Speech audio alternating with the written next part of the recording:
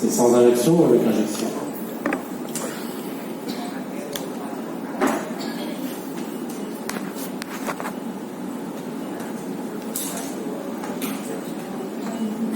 Personne n'a... Có ai có cao kiến không ạ? Non. C'est facile. Ông bảo cái trường này dễ. Le scanner, c'est facile, vous allez voir les règles.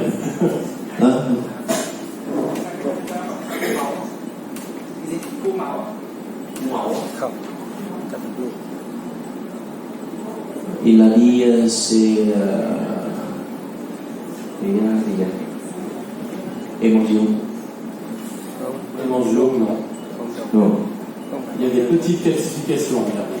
Cái này không phải u máu mà cái chấm môi hóa nhỏ nằm ở cái bề mặt vỏ não. Là, il y a une calcification.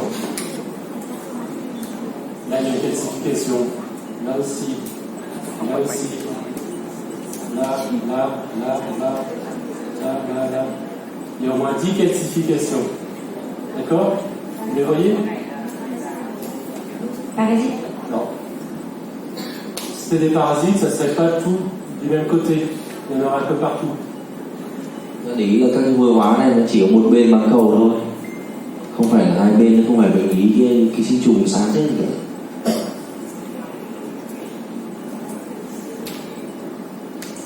C'est des emboles calcaires, c'est des petites calcifications qui se détachent de l'athérome au niveau de la carotide et ça part dans l'artère sylvienne. Des petits emboles calcifiés. Tức là cái này là cái xơ vữa ở ngoài cảnh nó bắn lên trên não. Facile. Dễ mà. Vous êtes fatigué, il fait trop chaud. Donc quand c'est tout dans le même territoire artériel, comme ici, il faut chercher une sténose carotidienne au niveau du cou. Khi mà thấy cái vôi hóa này thì nếu mà mình đi tìm trong cái tổn thương là động mạch cảnh xem có không. Et quand c'est partout, ici il faut chercher. Vous savez ça? Il y a les deux côtés. De côté oui. S'il y a des calcifications comme ça des deux côtés, un peu partout, il faut chercher une autre pathologie. Chúng ta phải tìm, tức là tìm cái bệnh mà tìm cả cái bên đối diện là nó vẫn phải tìm. Nếu mà bị nốt vôi hóa này mà có ở cả bên đối diện thì lúc đấy mình phải tìm nguyên khác. Rồi trong trường hợp này thì mình vừa lấy được cái nhiều nhất là vôi hóa từ vị động mạch và bắn lên phía trên. Il faut chercher un rétrécissement aortique calcifié, une valvulopathie, rétrécissement aortique calcifié, et des petits morceaux de valve cardiaque qui partent, qui donnent des emboles calcaires comme ça. Tức là nếu mà cái vôi hóa này nó nằm hai bên thì không phải là ở động mạch cảnh, có khi là thấp hơn, thậm chí là ở cái từ tim hoặc động mạch chủ thì nó có thì nó sẽ là cái xuất hiện các cái tổn thương cả hai bên. Voilà. Parfois il n'y a pas de symptômes et parfois il y a des symptômes. Thỉnh thoảng thì nó có triệu chứng, thỉnh thoảng thì không. Lui, il avait des plaques calcifiées au niveau des carotides, vous voyez. Đây là cái hình chụp thể hiện các cái xơ vữa vôi hóa ở trong động mạch cảnh này. Alors, céphalée. Céphalée, c'est quoi? Mal de tête. Mal de tête. Bệnh nhân vào viện vì đau đầu. Đau đầu ở đây kim trùng nó có tổn thương như này.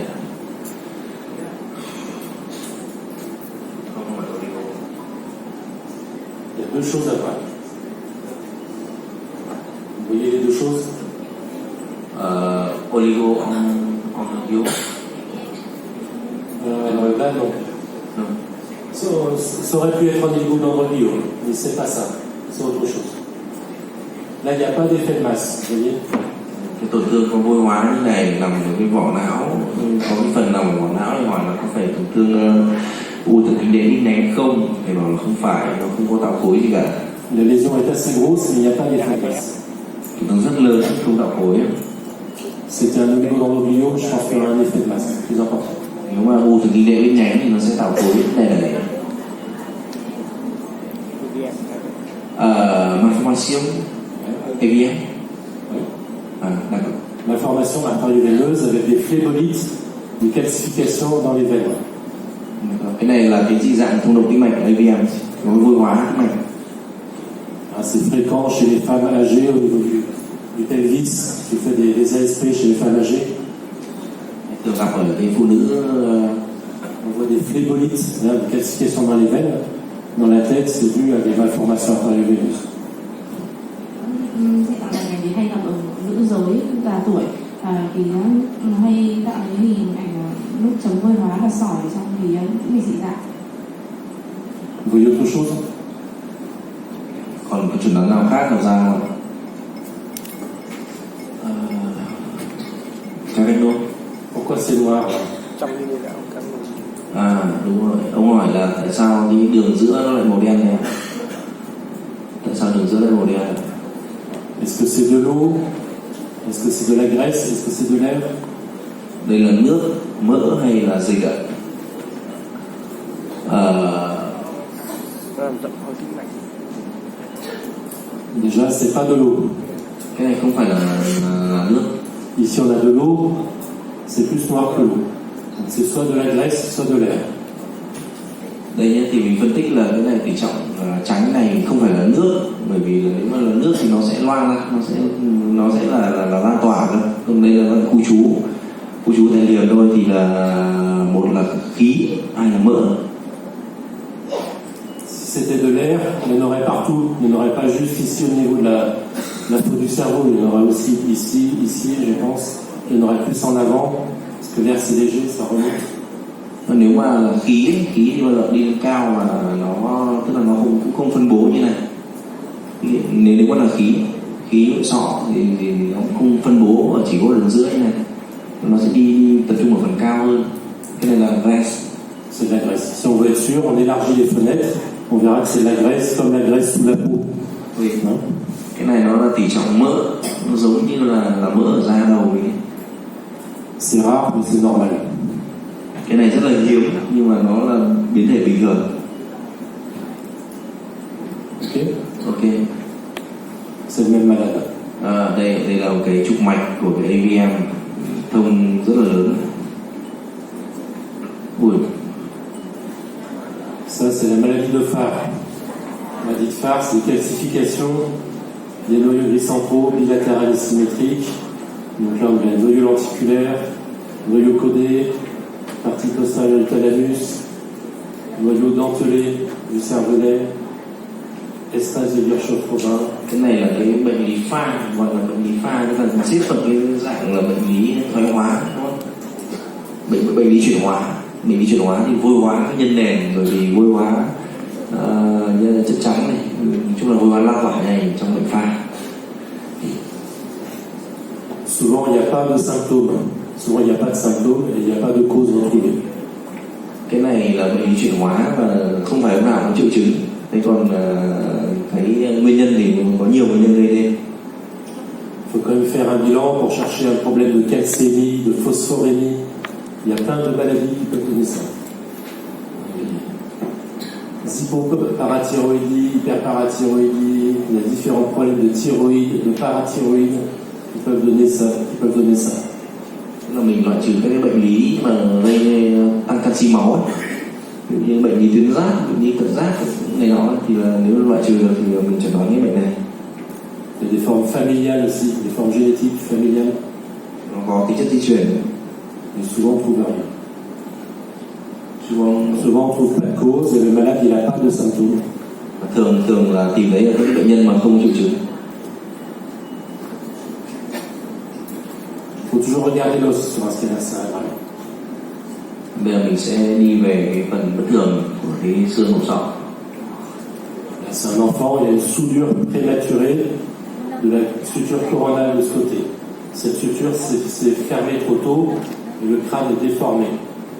Đây là cái bệnh lý mà tức là mình nhìn trên hình 3D là mình thấy có sự biến dạng của hộp sọ rồi, biến dạng của hộp sọ và cái đường khớp vành này, tức là cái đường khớp ngang và cái khớp trước nó liền sớm quá thì nó kéo nó gây biến dạng của hộp sọ. Okay. Ça, c'est un enfant qui a une bosse, je ne sais même pas où elle est, par ici peut-être. Après la naissance, ça c'est la radio après la naissance. Ça, c'est le scanner à 6 mois peut-être. Vous connaissez ça? C'est fréquent cái này chez les bébés. Bây giờ đứa trẻ nhỏ thường khi mình ngay khi ra đời là có một cái biếu ở trên đầu, vị trí mà ông chỉ chán. Sau đó vài tháng thì chụp lên thì mình thấy rằng trong đấy có những ổ tiêu xương, mọi người nghĩ đến bệnh gì? C'est un hématome calcifié. Hein, c'est un céphalématome au moment de l'accouchement. Peut-être qu'ils ont tiré trop fort avec les ventouses, je sais pas là. Ça fait un hématome, et l'hématome il s'est calcifié. Cái này nó như kiểu là cái tụ máu ở cái da đầu của trẻ sau sinh ấy, sau đó nó vôi hóa. Il n'y a pas de traitement, il ne faut pas opérer. Pas opérer non. Cái này thì mình sẽ để nguyên thôi, mình không có động chạm gì lên. Parce que la tête va grandir, avec l'âge la tête va grandir, ça se verra beaucoup moins. Khi mà hộp sọ nó lớn lên thì nó sẽ bù trừ, nó sẽ cân đối lại.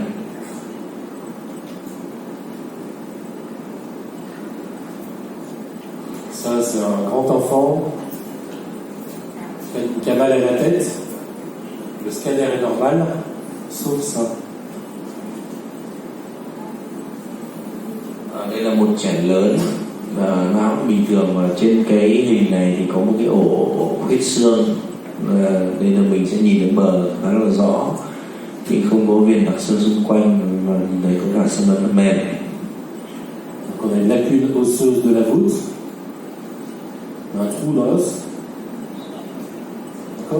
D'accord, cái này đây là cái u hạt tế bào ái toan nhé. Est-ce que c'est bénin? Est-ce que c'est agressif? Agressif. C'est agressif parce qu'il n'y a pas de condensation autour. Hein, c'est comme sur les autres os au niveau du crâne. Si c'est pas calcifié autour, c'est plutôt agressif. Đấy, thì mình thấy là đây là một tổn thương mang tính chất tiến triển, bởi vì nó không có cái viên đặc xương xung quanh. Alors le contenu il est dense, il est tissulaire, ça prend le contraste. Nó có ngấm tốt sau tiêm. Chez l'enfant, la cause la plus fréquente, c'est le granulome eosinophile. Và cái tổn thương hay gặp nhất ở cái lứa tuổi trẻ lớn này là cái bệnh u hạt ái toan. Histiocytose, c'est pareil. Granulome eosinophile, histiocytose X. Đây là La nó, même famille. tức là cái u hạt tế bào ái toan này nó xếp trong cái bệnh mô báo X. Chez l'adulte, il faudra chercher des métastases. Hein, ça pourrait être une métastase osseuse si c'est un adulte. Có cái di căn ở vỏ xương. Un myélome aussi. Có thể là cái myélome. Myélome sont des lacunes multiples comme ça, sans condensation périphérique. Chez un adulte, ça pourrait être un myélome. U tủy. Myélome là u tủy. Là où on a une lésion de la voûte, qui est hypodense, des petites calcifications périphériques, kyste épidermoïde. Đây là một tổn thương mà nó giảm tỉ trọng ở trên CT, giảm tỉ trọng. Còn trên câu bổng từ thì là nó tăng ở trên T2, T1, và nó có hạn chế khuếch tán. Le kyste épidermoïde, Có vôi hóa viền. kyste épidermoïde en diffusion, c'est blanc en diffusion comme ici. Đấy, cái nó sáng ở trên cái diffusion. Cái này là cái u nang bì, epidermoid, thượng bì. Ça, c'est un gros méningiome. On appelle ça un ostéoméningiome ou un méningiome en plaques. Cái này là cái u màng não. Il y a une grosse hypertrophie osseuse, condensation osseuse importante. Il y a une partie tissulaire qui prend le contraste ici. Ça envahit l'orbite. Ça, c'est un méningiome sphéno-orbitaire, méningiome en plaques, sphéno-orbitaire, ostéoméningiome. C'est méninge ou C'est une sorte de méningiome. méningiome, mais c'est méninge ou méninge. C'est pas malin, mais ça entraîne une grosse ésophagie, il va sortir de la tête. La dame, elle va perdre son œil, elle est toute déformée. C'est sévère. C'est bénin, mais ça. C'est bénin, mais il y a un gros retentissement sur l'œil souvent. Perte de la vision, exophtalmie. Đây là một tổn thương u màng não đã được hiểu rõ rồi, nhưng mà sau thời gian mình thấy là nó vôi hóa và nó ấn vào trong cái hốc mắt, nó vẫn không được tính là tổn thương ác tính. Cái này không phải tổn thương ác tính, nhưng mà tức là có cái thể đặc biệt gì đấy của u màng não, nó không phải là thể thông thường, là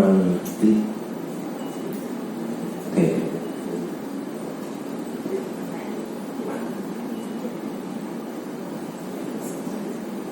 mảng, tức là u màng não thể mảng là nó gây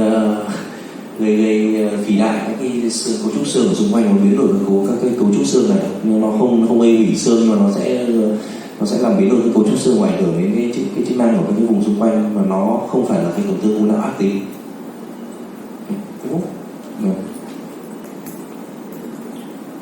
Ça, c'est un patient qui a des métastases de la voûte ici, il y a des lésions ostéolytiques, malignité, patient qui a un cancer du foie, des métastases donc osseuses.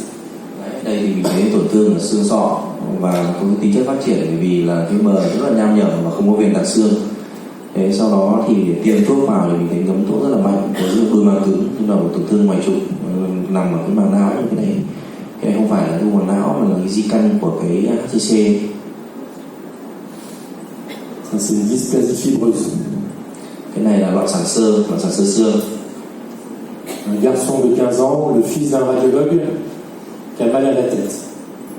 Cái bệnh nam 15 tuổi, bệnh nhân nhập viện vì đau đầu. Il y a une grosse hypertrophie osseuse. Cái tổn thương là phì đại xương. Il y a un aspect en vert, comme du vert trouble, Và un vert dépoli. đúng rồi, cái phì đại xương này mà nó có cái tỷ trọng của nó thì không phải là đặc hẳn, mà nó kiểu như là kính mờ ấy, mô tả là cái tỷ trọng kính mờ. Ça peut entraîner un rétrécissement des trous de la base du crâne, par exemple le canal optique. Ça peut comprimer les nerfs crâniens. Bởi vì khi mà phì đại xương thì nó sẽ gây chèn ép vào các cái thần kinh, các cái ống của cái nền sọ, gây đau, gây triệu chứng của bệnh nhân. Ça, c'est un patient qui a une malformation vasculaire ici. C'est une fissure durale. Cette malformation vasculaire, elle est alimentée par l'artère méningée moyenne. Đây là cái l'artère méningée moyenne, elle passe dans ce petit trou-là. Ce petit trou, il est un peu élargi par rapport à l'autre côté. Đây là chỉ vào cái lỗ của cái động mạch cảnh trong, đi qua xoắn đá và đi vào trong nội sọ. Il y a d'autres vaisseaux qui traversent l'os, ici, là. Ở đây thì chỉ biết cái lỗ của động mạch cảnh trong mình thấy là ở phía bên trái nó bị giãn rộng ra, thì nguyên nhân là do cái dị dạng mạch và nó bị giãn thành khẩu kính động mạch, thì là giãn cái đường kính của động mạch. Chez quelqu'un qui fait un hématome intracérébral, il faut regarder en fenêtre osseuse les trous de la base du crâne pour voir s'il n'y a pas des trous dilatés. S'il y a des trous dilatés, ça veut dire qu'il y a une malformation vasculaire. D'accord? Khi mà mình cứ nhìn về cái lỗ của động mạch, còn lỗ của tĩnh mạch mà nó bị giãn rộng ra, mình tìm xem là có thể là có dị dạng không. Cái này ngoài cái giãn rộng cái lỗ động mạch cảnh trong ở bên trái thì còn có cái hai cái lỗ nữa, còn cái hình quanh tròn màu vàng và cái màu ghi là cái các là còn các cái lỗ khác nữa, thì cái dấu hiệu này cũng rất là tinh tế để mình phát hiện các dị dạng mạch, rộng các lỗ của mạch. Bon, la graisse dans les symétries verneuses, c'est normal. La graisse dans la foule du cerveau, c'est normal. Ở đấy một cái biến đổi giải phẫu nữa là cái mỡ ở vùng xoang hang, một cái liệt bánh não, một cái bình thường. Ça, c'est une tumeur en partie calcifiée et en partie graisseuse. C'est un kyste dermoïde ou un tératome. Cái này là một cái tổn thương mà có cái vôi hóa và kèm theo cả tỷ trọng mỡ ở cái vùng trên liên. Đây là cái u quái teratome, Kyste dermoïde ou tératome, c'est pareil. Tức là cái teratome hay là cái kyste dermoid, đó là cái u dạng bì, nang dạng bì, hay là cái teratome giống nhau. C'est comme au niveau des ovaires. Vous connaissez mieux peut-être Les dysdermoïdes de l'ovaire ou tératomes de l'ovaire, c'est pareil. Hai khái niệm này tương đương không? Ok. Ça, c'est la même chose, mais le kyste s'est rompu, il s'est ouvert et la graisse est partie dans les ventricules. Cái này thì mình nhìn thấy đây là một trường hợp khác của cái kystelioid là cái teratome này mà nó vỡ vào trong não thất, thì mình sẽ thấy được trong não thất có cái mức dịch bên trên sẽ là nổi lên của cái mỡ thì nó không ta nổi lên trên. Thế thì ở dưới nó là dịch thì tạo mức dịch mà mình khi mà mình nhìn vào có cái mức dịch này thì trên là mỡ thì rất đặc hiệu để mình chẩn đoán cái kystelioid. C'est la graisse parce que c'est plus noir que l'eau et c'est moins noir que l'air. Moins noir que l'air, c'est moins noir que l'air, c'est plus noir que l'eau. Donc c'est de la graisse. Thì ông bảo là cái này là mỡ bởi vì nó đen hơn là nước nhưng mà không đen bằng khí. Nhưng mà nhìn thế này, nhìn mỡ này với khí ở trên cái phim CT chẳng cái này là câu một từ mình mới chắc là mỡ. Còn mình phải đo vào, chứ còn mình nhìn này thì sao phân biệt được mỡ với khí. Alors, en IRM, c'est pareil, la graisse elle est blanche en T1, plutôt noire en T2. Ok. Ça c'est quoi? Đây cái hình chỉ vào. C'est veine dense, un accident ischémique aigu, on voit le thrombus dans l'artère. Cái này mình nhìn thấy cái tăng tỉ trọng tự nhiên trước tiêm ấy, đây là cái phim chụp không tiêm nhé. Mà mình thấy cái tăng tỉ trọng trước tiêm ở máy não sữa, đây là cái trường hợp mà nhồi máu não, huyết khối mạch não. Et là, qu'est-ce que vous en pensez? Còn trên hình này thì mình thấy tổn thương là gì ạ?